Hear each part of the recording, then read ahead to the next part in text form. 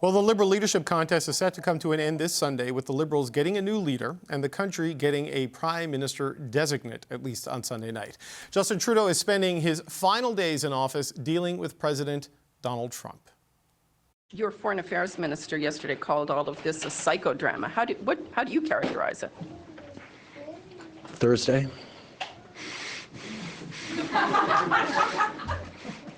I've had 10 years of Donald Trump won, historic, once-in-a-century pandemic, inflation crises, war in Ukraine as Russia returns to war in Europe, as the Middle East is facing extraordinarily difficult situations.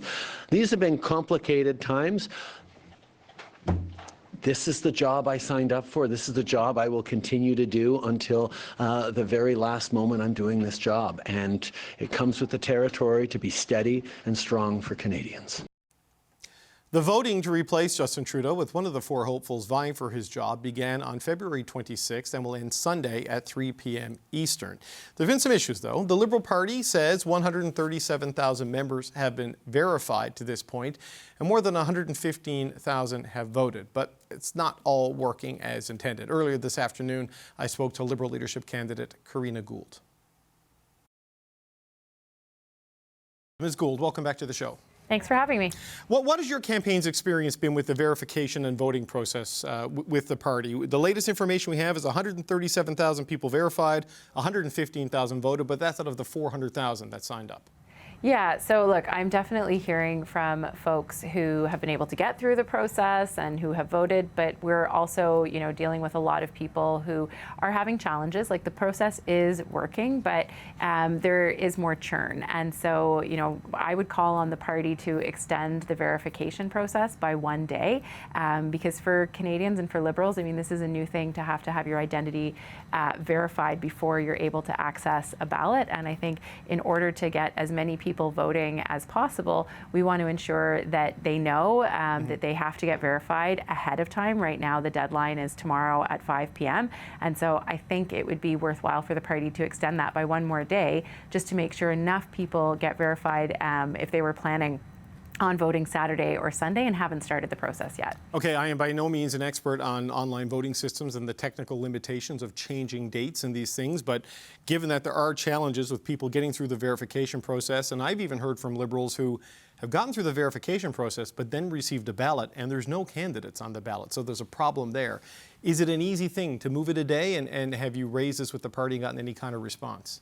Look, I don't know about that. I do put it to the party, and certainly we have raised, many of the challenges with them. The party is, working through it, and oftentimes they're fixing the issue for people. They're not necessarily telling them that it has been fixed, but then when they go back and check for their ballot, it is there. So look, the system is working. It's different for people, and so that's why, my ask of the party is, can they do something to extend that verification process by 1 day? Because, we know that Canadians often vote on election day, and, Liberals were told they can vote up until March 9th. So let's do everything we can to make sure as many people go through the verification process and are able to cast their ballots by March 9th. Do you have a sense of the order of magnitude of the challenges here? Is it thousands, tens of thousands? Because the 115,000 who have voted is more than voted in the last leadership in 2013, though still only under a little over 25% of those who signed up. How big is the problem? Do you have a sense of the scale? Honestly, David, I really don't, because we're hearing from people, on a one-off basis. But I can say that, we are hearing from a consistent number of people. We are able to help them usually, and we're able to help them with assistance from the party. And oftentimes it's, just having someone at Canada Post do the verification as opposed to the electronic version that helps things move forward. But I do think, because this is different, because there are additional layers and extra steps, if it is possible, I really would encourage the party to extend that verification deadline by a day. And I would say that, we don't want to discourage people from voting. I think we always thought that, even though there were 400,000 people who registered, the likelihood of all 400,000 people coming out to vote was probably low. But, I think that we're probably in the ballpark of what was to be expected, but I would expect that number will continue to increase as people know that March 9th is coming up. I wonder, though, if we do find out thousands, tens of thousands of people were unable to vote because of problems. Does that say anything about the integrity of this particular race?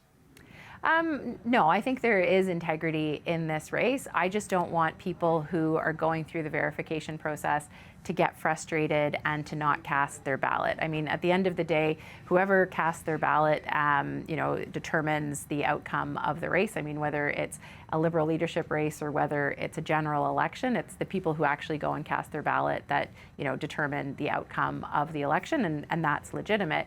But my message to Liberals who are frustrated is, don't hesitate to reach out to the party, don't hesitate to reach out to my campaign, and we will help you get through this and make sure that your identity is verified and you can cast that ballot. Do you have a sense of where this race stands with only a couple of days left? I mean, this is Thursday. In Trump world, it's hard to keep track of what the days are, but the vote is on Sunday the 9th, and the results come out. Do you have a sense of where the race is at this point in time from your perspective?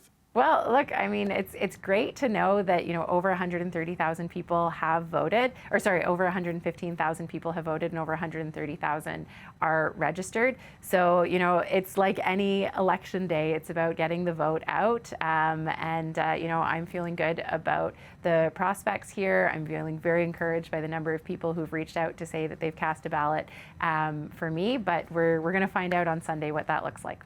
Okay, we don't know where things will be by Sunday on the Canada-U.S. file. And as we are speaking, and this could change, Donald Trump has signed an executive order pausing the tariffs he threatened on Canada until at least April 2nd, though there's a component of the Canadian economy that they say is not compliant with our trade arrangement that will be with tariffs. We don't know where that's going to go. Melanie Joly called this a psychodrama the other day. What's your thoughts on where we are right now in this trade battle with the United States? Oh, I mean, look, this is absolutely absurd what is going on right now. You don't treat your friend, your neighbor, your ally like this. I'm not sure that Donald Trump knows exactly where he's going with this either. And I know that for both American and Canadian businesses and American and Canadian people, this is enough. I mean, this is so much drama, anxiety, stress in the markets. I mean, we saw how the U.S. Stock Exchange responded when these threats were imposed.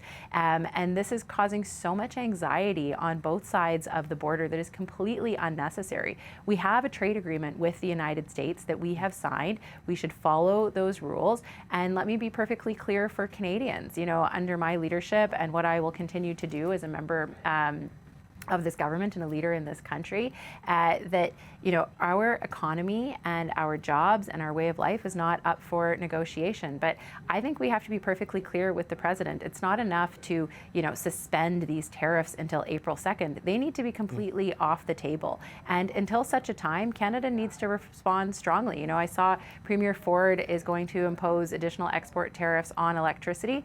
That's a good start, but we should be talking about potash. We should be talking about car parts. We should be talking about things that really demonstrate to the United States that, we're not afraid to stand up for our economy and for our jobs, but enough is enough. It is time to stop this yo-yo. It's not good for anyone, and it's only going to create uncertainty in the markets, uncertainty for businesses, uncertainty for workers, and make life more expensive for people on both sides of the border. Things like fertilizer and energy are things you can stop, but because they cross the border one time and are sold to a customer. Auto parts go back and forth across a bunch of times, and anything that limits that could lead to the entire shutdown of the sector in Canada, the U.S. and in Mexico. Are you prepared to do that? Because this is what Flavio Volpe and Brian Kingston and others said we must avoid at all costs, because everybody loses their jobs in that case.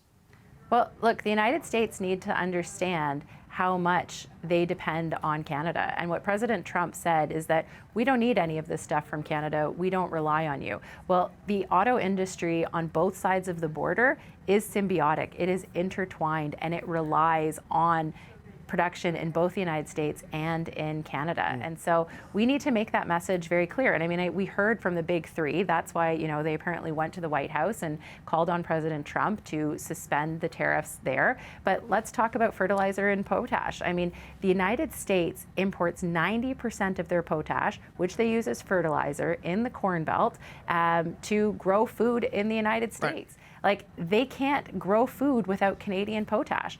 And so even if we put additional export tariffs on that would significantly increase the cost.